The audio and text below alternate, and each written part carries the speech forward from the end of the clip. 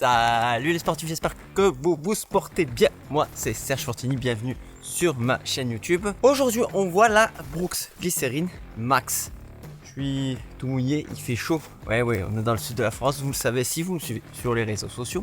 Aujourd'hui j'ai tourné sur le bitume et j'ai tourné avec donc les Brooks Glycérine Max.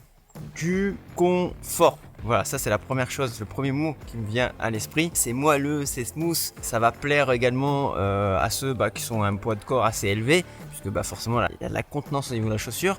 J'ai absolument pas regardé les stats de cette chaussure avant de les mettre, toujours c'est le protocole quand je fais un test chaussure. Donc là, à l'heure actuelle, je sais absolument pas à quel poids elles font. Mais je dirais qu'elles sont relativement légères par rapport à leur consistance. Je vous dirai ça quand je serai rentré dans mon concentuaire et que j'aurai révisé mes chiffres. Au niveau du stack, je pense qu'on est au taquet. Je pense que là, doit avoir du 40-35. On verra si j'ai juste. N'hésite pas à le mettre en commentaire avant. Ne triche pas, tu le mets en commentaire, toi, ce que tu penses. Il y a combien de stacks là sur cette chaussure. Sinon, il y a du répondeur. Tu vas quand même accélérer. Il y a un fort rocker sur l'avant de la chaussure, donc sur le médio-pied. Il y a un très fort rocker sur le médio-pied. Pas sur l'arrière, c'est-à-dire que du moment où tu as une belle foulée médio-pied, tu auras une sensation de mise en avant. Par contre, si tu talonnes, la chaussure elle va amortir, elle va être présente. Donc si tu es talonneur, tu vas apprécier de ne pas avoir des gros chocs, puisque comme je disais, très moelleuse. Il y a également le grip qui est très très présent, qui va te permettre d'aller un petit peu dans les chemins.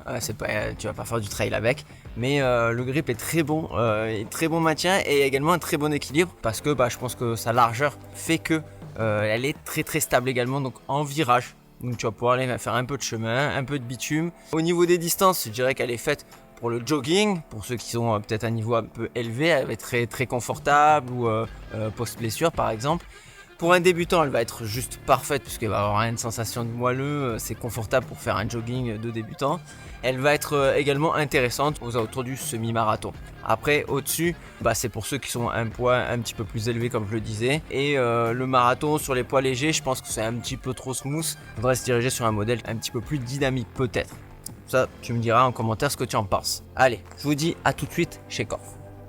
Qu'il fasse beau, qu'il fasse gris, qu'il fasse chaud, qu'il fasse froid, le sport doit être là.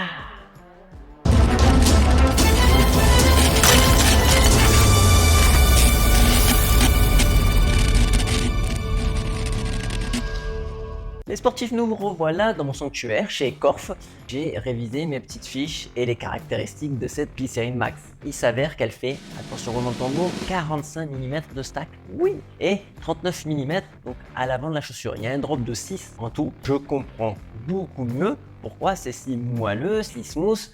C'est très appréciable, mais il y a un prix à payer. C'est un petit peu aussi envers la médaille, les 310 grammes de cette chaussure. C'est pas très lourd en soi parce que elle est vraiment massive. Du coup, il y a beaucoup de mousse qui viennent amortir, mais c'est une très très haute technologie. Chez Brooks, ça s'appelle la DNA Tunnel.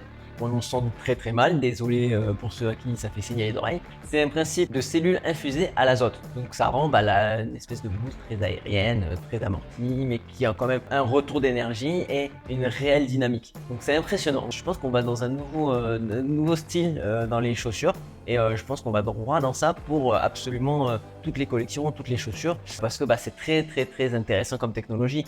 Du confort avec de la dynamique, c'est quelque chose qu'on avait énormément de mal à faire. Là, Brooks a poussé le curseur vraiment très haut en termes d'amorti et de confort. C'est très bien, c'est très intéressant pour ceux qui font un certain poids.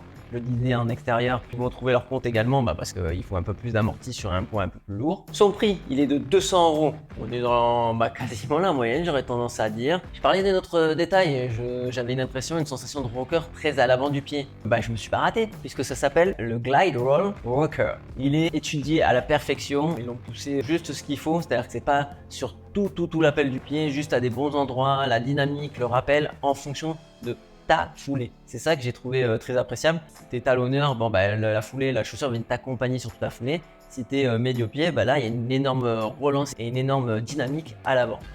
Vraiment très très bien étudié. On sent que derrière il y a vraiment une équipe RD très présente. Moi je l'ai reçu en 42,5, donc pas de problème au niveau de la taille. Même je dirais il y a un peu de place, si tu appuies un peu fort tu vas te sentir à l'aise. Il y a du volume dans cette ligne. La tige est en mèche souple, très confort, ça va avec l'état d'esprit de la chaussure globalement. La languette complètement libre à l'ancienne, très confortable, très moelleuse, on est toujours dans le même état d'esprit. La languette elle bouge un petit peu, mais ça va, elle est en prise avec un gros pinçant sur cette ligne avec les lacets, donc ça va, ça bouge pas trop pour une longueur de libre, j'étais agréablement surpris.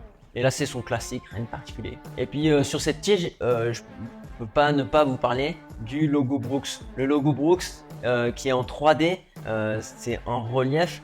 Je pense qu'en photo vidéo, c'est pas mis en avant comme il faut.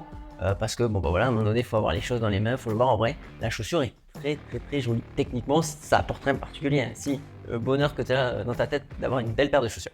J'en profite pour vous dire que cette vidéo n'est pas sponsorisée. Merci simplement Brooks de m'avoir envoyé les chaussures pour pouvoir les tester en avance de sa sortie. En plus de ça, ça me permet de rester objectif dans tous mes tests. Mais par contre, vous, là, derrière votre écran, vous pouvez entre guillemets sponsoriser mes vidéos, m'aider à tester toujours plus de matériel en simplement mettant un pouce bleu, ça vous coûte pas grand chose, à vous abonner à la chaîne si vous appréciez ce que je fais et activer les notifications. Merci beaucoup les sportifs. Ouais, sportif, je pense avoir fait le tour au niveau de cette chaussure. Vous avez vu, je sais pas si vous appréciez ce nouveau style de format que je fais depuis quelques vidéos, intérieur, extérieur, mon ressenti à chaud, où je viens tout juste de courir, mon ressenti et mon analyse après avoir vu les fiches techniques. Donc je joue à un petit jeu de devine qu'est-ce qu'elle est cette chaussure, qu'est-ce qu'elle veut nous apporter, qu'est-ce qu'elle nous apporte en plus, en moins, etc. Donc voilà, à vous de me dire si vous préférez l'ancienne version où je fais tout en studio très carré à l'ancienne ou un petit peu comme ça du mix intérieur-extérieur. Ça se passe en commentaire. Merci les sportifs. En attendant, je vous souhaite un très bon run et je vous dis bon et saucisson. Sportez-vous bien surtout. Bye.